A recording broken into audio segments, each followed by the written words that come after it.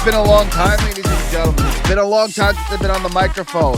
I've been sick this past week or so I have not been able to get on the microphone, so I apologize for that. But a lot has happened in regards to the offensive coordinator search in Philadelphia, and today we're going to try to do a little bit of a recap of everything because there's a lot of talk about why some of the bigger names in the offensive coordinator search have decided not to coach in Philadelphia, or rather why we are not able to land some of these bigger names. Guys like a Mike McDaniel, guys like a Brian Daboll, Zach Robinson, Bobby Slowik. We're not able to get these guys and get them to sign the contract to be in Philadelphia. And there's a lot of speculation about the reasons why.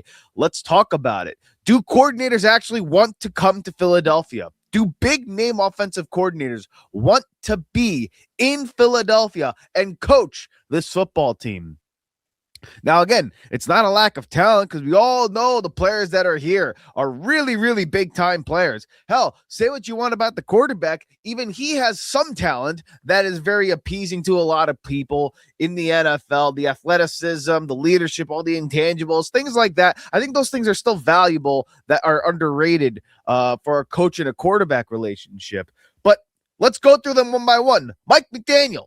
He ended up taking the offensive coordinator position in Los Angeles with Justin Herbert and Jim Harbaugh and decided not to be the coach in Philadelphia, despite the discrepancy in outside talent, such as, outside of the quarterback, I should say. The talent on the offensive side for the Philadelphia Eagles versus the Chargers, with all due respect, not necessarily the closest gap.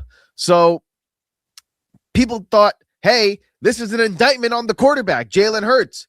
He wanted to coach Justin Herbert because Justin Herbert, as brilliant of a talent as he is, just needs a little bit of honing in, just needs a little bit of refinement, and maybe Mike McDaniel is a quarterback whisperer because he maximized Tua Tagovailoa. He could do the same thing with Justin Herbert, and imagine what you could do with a talent like Herbert because he has all the measurables, all the arm ability, all the stuff that you would want in a quarterback to be able to get the job done, and it's very enticing to a coach. So people who are critical of Jalen Hurts use that as an indictment on him, saying, hey, Mike McDaniel does not want to coach Jalen Hurts. He does not want to coach a quarterback that's limited in the pocket outside of, who else is limited in the pocket outside of guys like Justin Fields and all that stuff? Nobody wants to coach a quarterback like that, and Justin Herbert is the complete opposite. Does have no limitations in his game for the most part, right? Brian Daboll is another name that people in Philadelphia thought would be a shoo-in and be the perfect fit for Jalen Hurts.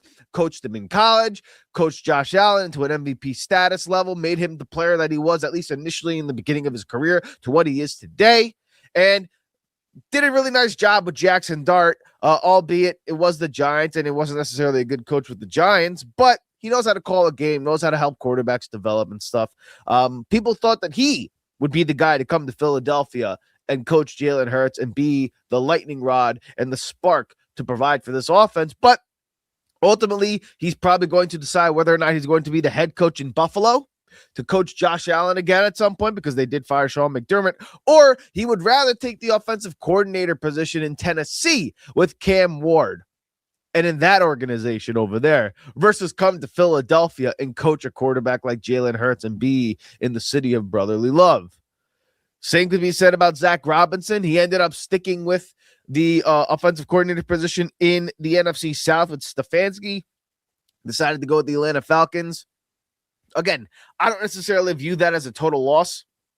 I like Zach Robinson. I think he can coach. I think he's a good play caller. Comes from the Sean McVay tree. But Stefanski and him speak the same language, run the same offense. You're in the NFC South. You have a talented roster in Atlanta with a really, really, I shouldn't say easy, but a pathway to the division title. And you get, if you can get the Falcons a division title, you might be up for a head coaching job in a position next season.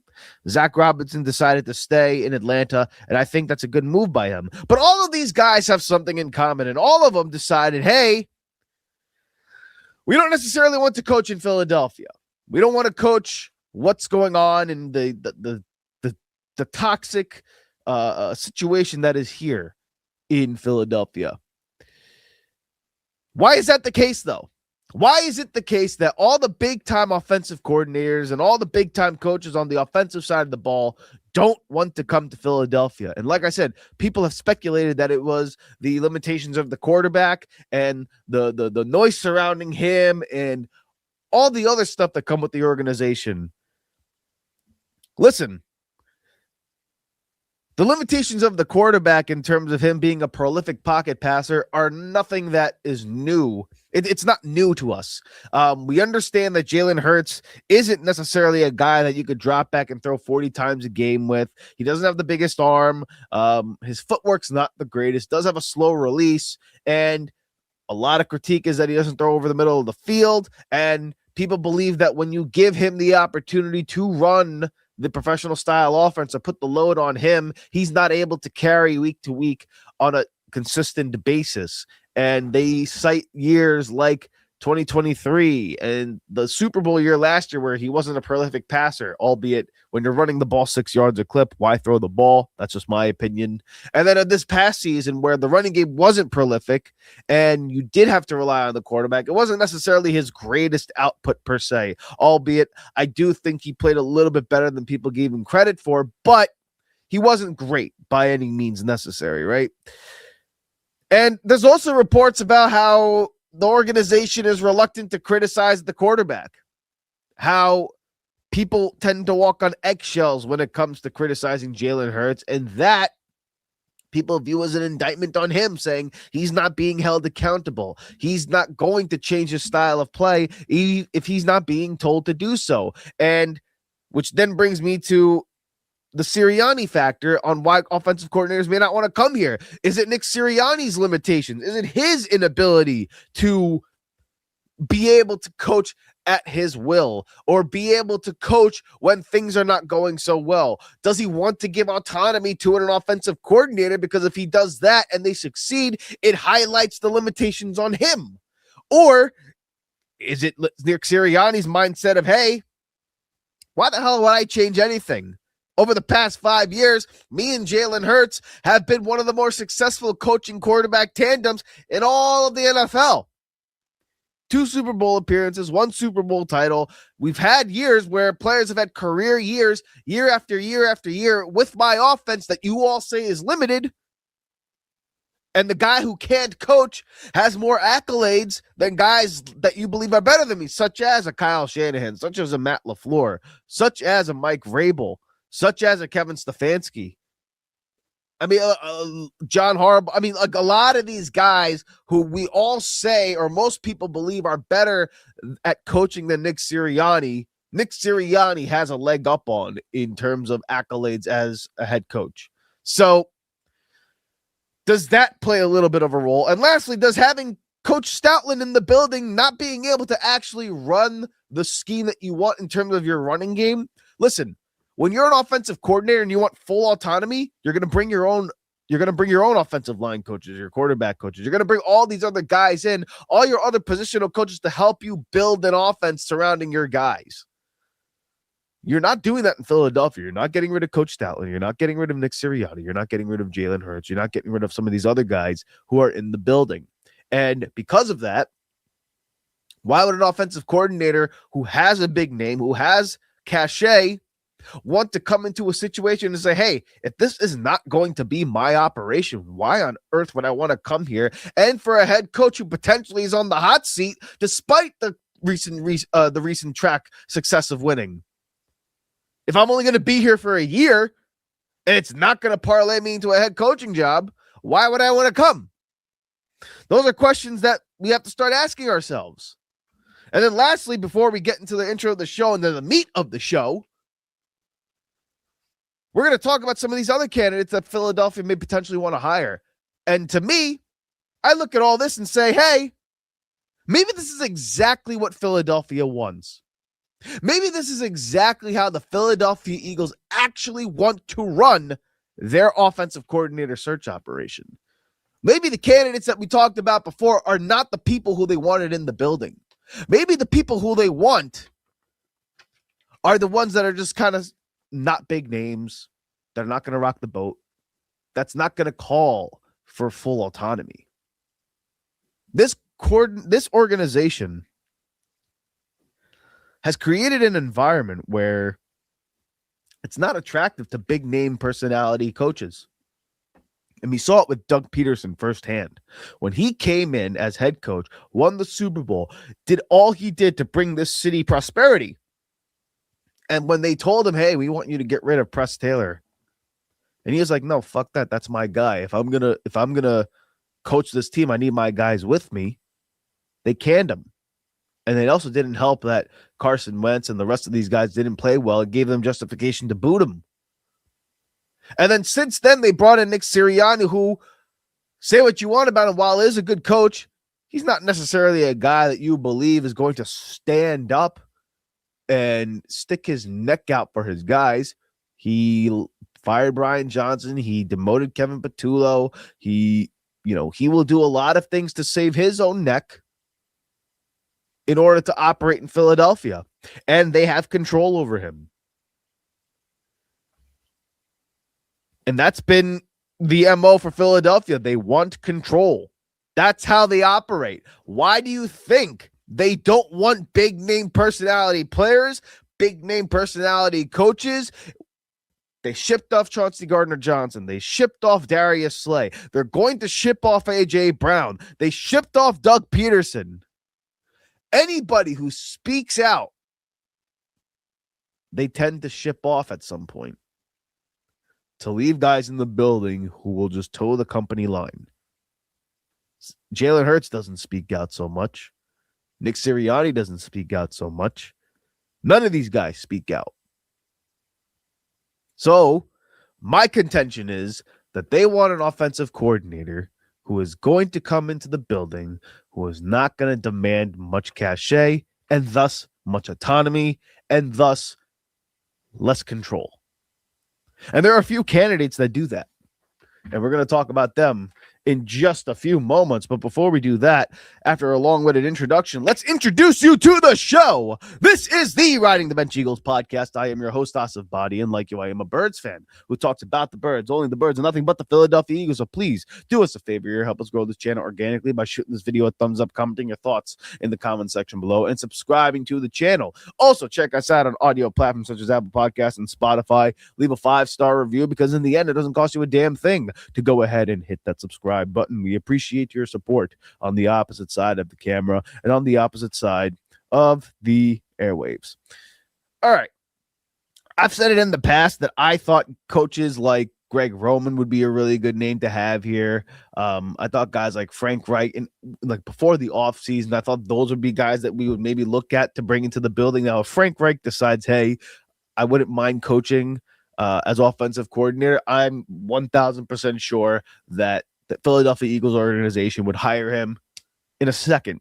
Okay. But I don't believe Frank Reich wants to be an offensive coordinator in the NFL anymore. I don't believe he wants to call plays in the NFL anymore. I think his coaching days are behind him. I think he's more of a consultant role at this point. I think he's just tired of the grind. There are guys who I believe could come to Philadelphia, and one name in particular who I think they're going to go with. That's not necessarily a sexy name, but the three guys that I'm going to look at are Matt Nagy, Jim Bob Cooter, and then Charlie Weiss. Those are the names that I believe Philadelphia is going to hone in on and really dive into. And really only one name in particular is going to be the one that sticks out to me, and that's Jim Bob Cooter. So we'll talk about him first because I think he is going to be the hire. I think he is going to be the offensive coordinator for the Philadelphia Eagles in 2026, as he was the offensive coordinator for the Indianapolis Colts with Shane Steichen this past season. Now, he's not necessarily a play caller per se. He was the guy that helped with game planning. He was the guy that helped organize the offense. He was with Philadelphia back when Steichen was here. He has coached quarterbacks in the past, was really responsible or was at least credited to being a guy who was a catalyst for Matt Stafford's career early on in his days in Detroit. That was the last time he actually called games, and he called it for Matt Stafford and really completely changed the way that Detroit Lions offense started playing football. Jim Bob Cooter is a coach that's respected in the NFL, and as I mentioned before, runs a similar scheme as Frank Reich, as Steichen, as Nick Sirianni. So the language would be the same. You're not coming in revamping the whole offense because, like I mentioned at the top of the show, why, as Nick Sirianni, why as Jalen Hurts, would you sit there and say, hey, why would I revamp the offense that has brought us so much success over the past few years? Why on earth would I change what we have done when we're winning ball games? And it's gotten career years out of Jalen Hurts with his 3,800 yards in 23. A.J. Brown with 1,500 yards. Devontae Smith setting records for the Philadelphia Eagles catching seasons. Excuse me, guys. Dallas Goedert just came off a career year last season. DeAndre Swift, Miles Sanders, Saquon Barkley, all of these guys had career years in Philadelphia running the same offense. So why on earth would they change? Right? Listen, Jim Bob Cooter would come here as a guy who's run or who at least play calls and designs a similar offense that Sirianni and Steichen run with Frank Reich. He'd come in. He'd basically be the guy that would maybe give us a little bit of a glimpse into the 2022 form of Jalen Hurts, right? He was here on the staff when we had that magical run with Jalen Hurts in 2022 with Steichen. He was a guy that's known for, designing a quick hitting passing attack. He is a guy who can help provide a little bit of a spark. And like I said, you're not changing the system. So while it is a new voice in the headphones, it's running the same system. So that does help Jalen Hurts at least grow as a quarterback in some ways. And the thing that he was known for, like I said, was being a guy who could build an offense that's relying on a fast-paced scheme, which is paramount in this football scheme that we talk about in Nick Sirianni, because the guys that they want you throwing the ball like are Peyton Manning and Phillip Rivers, and those two historically in this particular offense run a very fast-paced, motion-based offense. Get to the line, read the defense, make your checks, call the play, bang. Really quick, get into the line. Hell, they changed the NFL rules when Peyton Manning ran this offense. Now referees have to spot the ball, all because of that guy. All because of this offense. It's designed to be a fast-paced offense. Maybe Jim Bob Cooter can come in here and help facilitate that a little bit more. Now, the other thing that's a little bit problematic with Jim Bob Cooter, one is the name is not very big, not a very sexy name. It is a funny name, I will say that, but it's the name that exactly fits Philadelphia's bill. A guy who's a low risk, a high reward. You're not really going to rock the boat per se. It's out of the box. It's a name that's not being discussed too much per se. It's a safe hire. Same with a guy like Matt Nagy. Again, a quality football coach, does have experience in the NFL as a play caller and a good success rate as a head coach. He was with Chicago for 4 years, did coach Mitch Trubisky, got them to 2 playoff berths, has a winning record, 34-31 in Chicago. And you know me, I think Chicago's a joke, at least until the recent years. I thought they were one of the worst franchises in the NFL, and now they've turned themselves around a little bit more, but Matt Nagy was a bright spot in Chicago. Clever offensive coordinator, clever coach. And he helped coach under Andy Reid and helped coach Patrick Mahomes into the last few Super Bowls that we've seen him play in. And he knows how to build an offense around the quarterback. And a guy who is a mobile quarterback like Mitch Trubisky, Jalen Hurts fits that similar skill set. Maybe not quite as big of an arm, but the skill set nonetheless makes sense. And he did get him to like 12 wins in a playoff berth, right? The double doink game, we all know about it. The problem is that he does get stagnant and he does get a little pass happy and he does get a little finesse, which is not necessarily things you want to see in Philadelphia, but he is a play caller who has experience play calling games. He has a history of developing quarterbacks. He is a guy that potentially is respected by players in the NFL, and was a Philadelphia guy, right? Like he was in Philadelphia with Andy Reid, so he knows the system, he knows the buildings, he knows Mr. Lurie, he knows Howie Roseman, he knows these guys, he knows how we operate. So that's another hire. Again, not a big home run hire, a safe hire.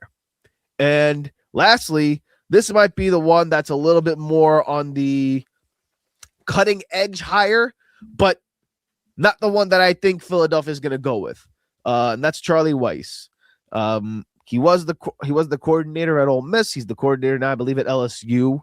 Was a guy that was a big proponent in helping Jackson Dart become a first-round pick, so I think that plays a little bit of a role too. He's coached quarterbacks who has mobility, and being a college coordinator sometimes might actually help you in the NFL, especially today's game, because it's not a professional league per se anymore in terms of running the offense. You need offensive schemes that are really, really easy to run for quarterbacks, because we saw it this past season. It's not like quarterback play is super high level this year. It's not like quarterbacks are sitting there processing the defenses and they're looking at coverages and identifying mismatches. That's not what they're doing now. They're finding what your read is, first read, second read, and if not there, take off and run with it, or throw the ball away, or check it down. That's what Jalen Hurts would like to do here too. That's what we want to see out of this quarterback, because quite frankly, people believe he can't process a defense. Now, I believe he can, but that's not been necessarily the skill set we've tried to utilize here. And when you're a one-read guy or a two-read guy, you want a college offense to be able to facilitate that. And Charlie Weiss is the name that people believe can come in and maybe give a little bit of a spark to Philadelphia, bringing in a little bit more of a college-style offense for a quarterback that has athleticism, that wants to get the ball and be aggressive down the field. Easy completions, easy reads, get his confidence up, get the rhythm going, and maybe, just maybe, that could be enough to facilitate a little bit of a spark on this offense like we saw in 2022, and thus maybe an output to match the elite talent on the defensive side of the ball. So those are the three guys that I believe you're going to be hearing about a lot more. I think the guy that they're going to hire is Jim Bob Cooter. Jim Bob Cooter, in my opinion, is going to be the offensive coordinator for the Philadelphia Eagles in the 2026 football year. Now, listen, I recorded this on a Sunday during the snowstorm.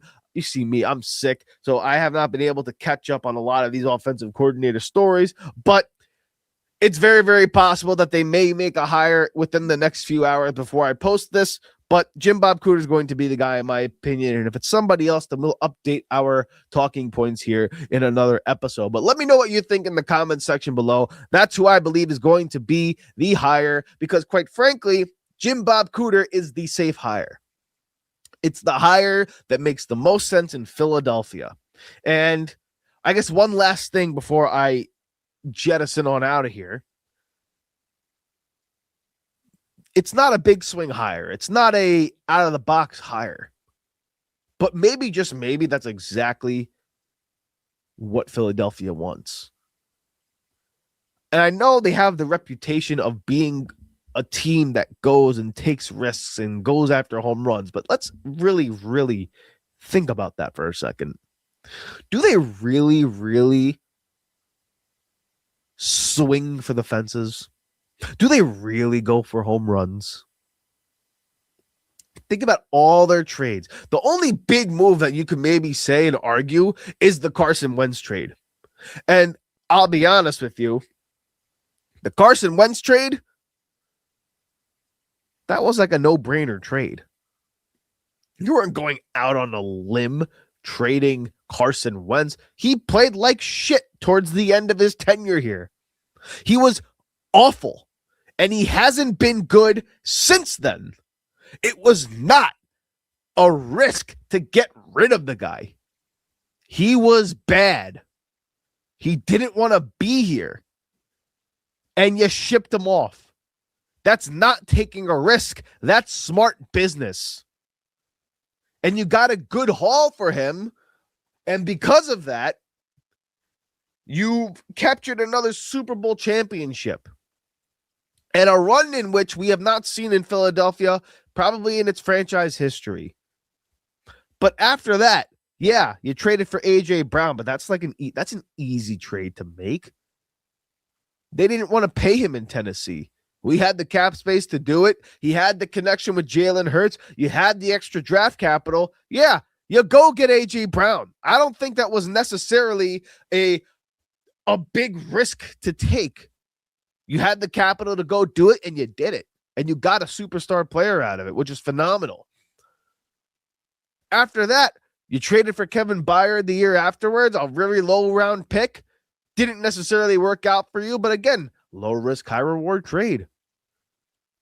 You go into the next year. You go after Saquon Barkley, who, again, at the time, I thought the contract was a little expensive, but it wasn't necessarily a contract that was a no-brainer person. I mean, everybody thought, hey, you put Saquon Barkley in Philadelphia, you're going to get an elite player. Again, no-brainer.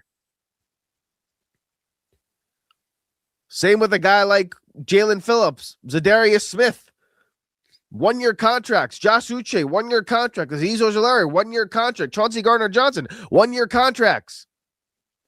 All these guys that we brought into the building. Jair Alexander was a 5th-round pick. Jacorian Bennett was like a 4th or a 5th-round pick.